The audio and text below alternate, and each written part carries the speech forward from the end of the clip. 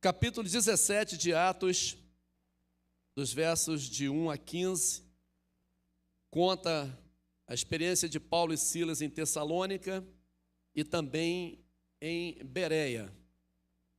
Tendo passado por Anfípolis e Apolônia, Paulo e Silas chegaram a Tessalônica, onde havia uma sinagoga dos judeus. Paulo, segundo o seu costume, foi procurá-los e por 3 sábados discutiu com eles a respeito das Escrituras, expondo e demonstrando ter sido necessário que o Cristo padecesse e ressuscitasse dos mortos. Paulo dizia: este Jesus que eu anuncio a vocês é o Cristo. Alguns deles foram persuadidos e se juntaram a Paulo e Silas. O mesmo aconteceu com numerosa multidão de gregos piedosos e muitas mulheres importantes. Os judeus, porém, movidos de inveja, trazendo consigo alguns homens maus dentre a malandragem, reuniram uma multidão e provocaram um tumulto na cidade. E atacando de surpresa a casa de Jasão, procuravam trazer Paulo e Silas para o meio do povo. Porém, não os encontrando, arrastaram Jasão e alguns irmãos diante das autoridades, gritando: estes que promovem tumulto em todo o mundo, chegaram também aqui. E Jasão os hospedou na casa dele. Todos estes agem contra os decretos de César, dizendo que existe outro rei chamado Jesus. Tanto a multidão como as autoridades ficaram agitadas ao ouvir estas palavras. Porém, depois de terem recebido deles a fiança estipulada, as autoridades soltaram Jasão e os outros. E logo durante a noite, os irmãos enviaram Paulo e Silas para Bereia. Ali chegando, dirigiram-se à sinagoga dos judeus. Ora, estes de Bereia eram mais nobres do que os de Tessalônica, pois receberam a palavra com toda avidez, examinando as Escrituras todos os dias, para ver se as coisas eram de fato assim. Com isso, muitos deles creram, mulheres gregas de alta posição social e muitos homens. Mas, logo que os judeus de Tessalônica souberam que a palavra de Deus era anunciada por Paulo também em Bereia, foram lá agitar e perturbar o povo. Então os irmãos fizeram com que Paulo fosse imediatamente para os lados do mar. Porém, Silas e Timóteo continuaram em Bereia. Os responsáveis por Paulo levaram-no até Atenas e regressaram trazendo ordem a Silas e Timóteo para que fosse encontrá-lo o mais depressa possível. Feche seus olhos, vamos orar. Senhor, mais uma vez te pedimos, fala conosco. O nosso coração está aberto, os nossos ouvidos estão atentos. Não deixe escapar nenhum detalhe, Senhor, importante para o crescimento dessa igreja, para o desenvolvimento espiritual, pessoal e material dessa igreja reunida nessa manhã. O que te pedimos, repreenda a ação do inimigo, Senhor, que se levanta contra esse momento, tentando semear confusão, distorção do que é anunciado. Nós oramos para que esse lugar seja coberto com a tua preciosa mão e que todas as mentes, todos os corações estejam cativos à tua presença. Nós te pedimos em nome de Jesus. Amém e amém e graças a Deus. Eu sempre oro ao Senhor para que a palavra produza efeito, irmão. Eu acho que é uma experiência muito frustrante para um pastor ou para uma liderança, depois de pregar anos e anos, ver pessoas tropeçando, cometendo erros crassos, não é? Sobre tudo aquilo que já foi ensinado, sobre tudo aquilo que já foi orientado, admoestado. Então, assim, no meu coração eu peço sempre a Deus que a palavra do Senhor produza efeito na vida de todos nós. E a primeira vida que a palavra produz efeito é na vida de quem prega, na vida de quem prepara o sermão, na vida de quem escreve o que vai dizer. Porque muitas vezes, ao abrir a Bíblia e começar a discorrer sobre o tema, nós somos confrontados de forma pesada, direta, enquanto preparamos o sermão para a igreja. E nessa manhã, a gente quer mais uma vez declarar isso, que essa palavra produz efeito na sua vida. Porque é muito triste, né, para um pai ver um filho errando naquilo que ele foi ensinado muitas vezes. O pai ensinou o filho a não mentir, e ele deu exemplo para o filho não mentindo, porque o melhor ensinamento é o exemplo. Porque um pai pode pedir para um filho não mentir, mas ele ser um mentiroso. Um pai pode pedir para um filho não se prostituir, ele ser um prostituto, ele ser um adúltero, ele ser um homem promíscuo. Então ele diz para o filho: faça o que eu mando, mas não faça o que eu faço. Eu mando você não mentir, mas eu minto, então não minta. Então o pai dá exemplo. Então acho que é muito triste um pai ver um filho tropeçando naquilo que ele deu exemplo e ensinou o filho a fazer. E é muito complicado. Mas hoje, como todo primeiro domingo do mês, eu me sinto como aquele pai. Vocês estavam esperando esse momento, né, gente? Eu me sinto como aquele pai que conseguiu reunir a maioria dos filhos na sala, porque no culto de Santa Ceia vem mais gente. E aí o pai sentou a sala, juntou a maioria dos filhos e vai bater um papo com eles.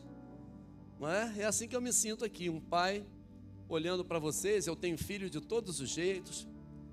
Eu tenho filhos com idade de ser meu pai. Por que eu olhei para o seu Adonai, hein? Bom ver o seu Adonai aqui também, né, seu Adonai? Estava dodói, está melhor, né? Glória a Deus, amém. A gente foi lá fazer uma visitinha, orar com ele. É bom vê-lo aqui. Está faltando a 50%, né? Está faltando a irmã Silvia. Mas leva nosso beijo para ela, nosso abraço para ela. Então aí eu me sinto como esse pai que sabe o nome dos filhos. Olha, eu estava chamando seu Adonai de Adonias, olha só. Mas eu sei que o nome dele é Adonai, não é? Então assim, eu vou conhecendo aos poucos, né, irmão? E eu sei o nome de quase todo mundo aqui, né? Quase. Não vou me arriscar porque não vou saber de todo mundo, mas sei de quase todo mundo. Apesar de que minha esposa também sabe. Para ela, toda mulher é lindinha e todo homem é lindinho. Então fica tranquilo, ela, né, chamar todo mundo de lindinha e de lindinho. Mas é esse pai que se assenta hoje, vamos conversar. Vamos conversar sobre o tema que a gente está desenvolvendo esse ano. Estamos desenvolvendo nesse ano o tema Servindo com Excelência, oferecendo o meu melhor. Vamos ter a oportunidade de discorrer sobre esse tema durante todo o ano. E assim vamos aprender sobre esse servir com excelência, sobre vários aspectos. Primeira coisa que eu quero falar sobre isto é que ninguém nasce excelente em nada. Ninguém nasce excelente em nada, com excelência em nada. Todas as coisas que alguém passa a desenvolver com excelência, passou pelo viés do investimento.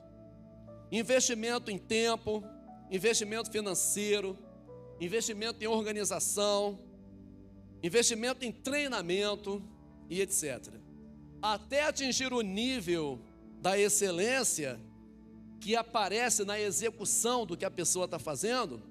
A pessoa diz assim: caramba, ele executou o movimento com excelência. executou a música com excelência, executou o trabalho com excelência. Até chegar a esse nível, só quem viveu a experiência pode dizer o quanto investiu para alcançar isso. Conclui-se então que se alguém deseja servir com excelência, deve focar em investimentos e treinamentos. Então estou convocando os meus filhos a focarem em treinamento e investimento. Fique melhor do que você já é. Faça mais bem feito do que você já faz. Pule para o próximo nível. Saia dessa fase. Desbloqueie o próximo nível. Entendeu essa linguagem, galera? Sim ou não? Desbloqueie o próximo nível. Ele está bloqueado ainda, porque você não está conseguindo. Desbloqueie o próximo nível e vá para lá. É investimento, treinamento, aplicação. Há um preço a pagar. Você vai arrancar toco, vai quebrar pedra, mas depois você vai colher isso, o fruto disso. Amém ou não amém? Seguindo, a segunda coisa é que para servir com excelência, ou ser excelente em algo, precisa-se entender que alguém mais capacitado ou alguém com mais excelência vai nos ensinar. Alguém que sabe mais, alguém mais capacitado do que nós, vai nos ensinar. Ou seja, é preciso reconhecer, é preciso aceitar que não sei, não entendo, não alcancei ainda esse nível, tenho dificuldades com isso e me disponho a escutar quem sabe e aprender com ele ou ela. Mas há algumas coisas a serem observadas nesse contexto, meus filhos. Sabe o que é?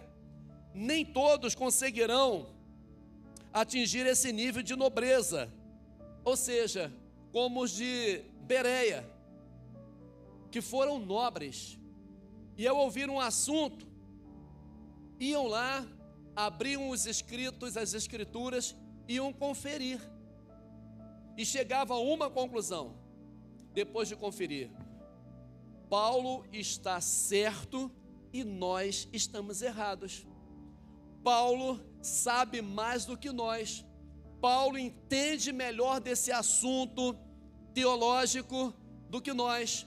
Paulo entende mais, domina melhor esse tema espiritual do que nós.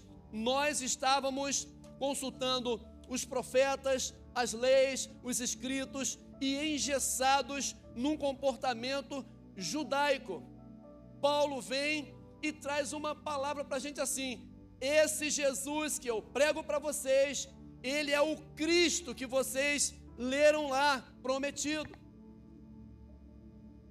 Então muitas pessoas não vão atingir esse nível de nobreza, ou seja, reconhecer que não sabe, e continuarão entregando mediocridades e mesmice àqueles que o acompanham e escutam, e produzirão o mesmo comportamento.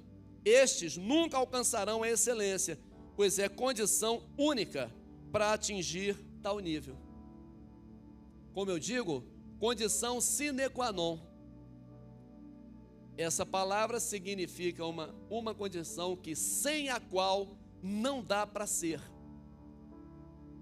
Então tem gente que nunca vai alcançar o nível de excelência, porque não vai conseguir se quebrantar e dizer: você sabe mais do que eu, me ensina. Você tem mais experiência do que eu, me ajuda. Vamos fazer isso aqui de forma prática. Por exemplo, né?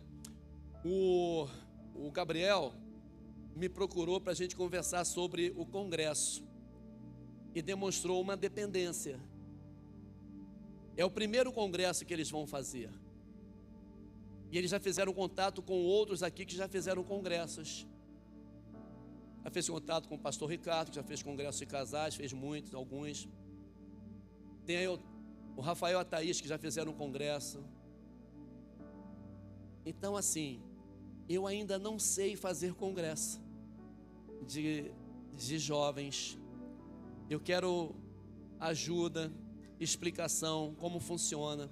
Você sabe mais do que eu, me ensina. Para atingirmos o nível de excelência, precisamos entender isso. Há pessoas que podem nos ensinar, vão oferecer para nós o que nós não sabemos. A gente pode estar assim já há muito tempo na igreja, mas uma pessoa que está há menos tempo do que nós, talvez tenha se dedicado mais do que nós e saiba mais do que nós. Você está me entendendo, sim ou não? Terceira coisa, a excelência deve ser ambicionada, assim como ambicionamos outras coisas na nossa vida, meus filhos.